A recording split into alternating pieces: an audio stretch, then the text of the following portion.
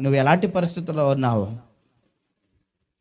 అవిధేయతను బట్టి, మూర్ఖత్వాన్ని బట్టి, మొండితనాన్ని బట్టి, ఏమండి లోకముతో కలిసిపోయిన దాన్ని బట్టి, దేవుని వాక్యానికి విరుద్ధంగా జీవించడాన్ని బట్టి శిక్షింపబడుతున్నావా? గాయపరచబడుతున్నావా? అయితే ఈరోజు నువ్వు దేవుని యొద్దకు వస్తే దేవుడు నీ పరిస్థితిని మార్చే దేవుడు ఆయన. హల్లెలూయా. దేవుని ఏమండి సాక్ష్యం విన్నాం. చిన్నాన్న చెప్పింది, ఇదిగో మేము దేవుని యొద్దకు వచ్చుచున్న దగ్గర నుంచి దేవుడు మా అవసరతలన్నీ తీరుస్తున్నాడు. హల్లెలూయా.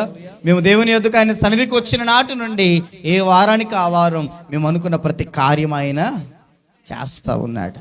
ఇంతకు ముందు మేము వెళ్ళేవారం వచ్చేవారం, కానీ ఇంత ఆత్మీయత మాకు లేదు. మేము కూడా ఏమంటే క్యాజువల్గా ఏమంటే ఫ్యాషన్ క్రైస్తవులం కానీ మేము ఇంతకు ముందు ఉన్నాము. అంటే ఆదివారం వెళ్ళి వచ్చామా లేదా అన్నట్లుగానే మేము ఉన్నాము.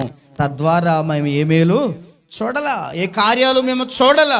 ఎప్పుడైతే ఇదిగో దేవుని సన్నిధిలోకి వచ్చి వాక్యములో మేము ఎదుగుతున్నామో, దేవుని సన్నిధిలో మేము ఉంటున్నామో, దేవుడు మా జీవితంలో ఘనమైన కార్యాలు, గొప్ప కార్యాలు ఆయన చేస్తామో నడిపిస్తున్నాడని సాక్ష్యం మనం విన్నాం. హల్లెలూయా. ఆయన యొద్దకు వచ్చి ఆయనకు అనుకూలంగా మనం బ్రతికితే ఆయనే మనల్ని బాగు చేసే దేవుడు. హల్లెలూయా.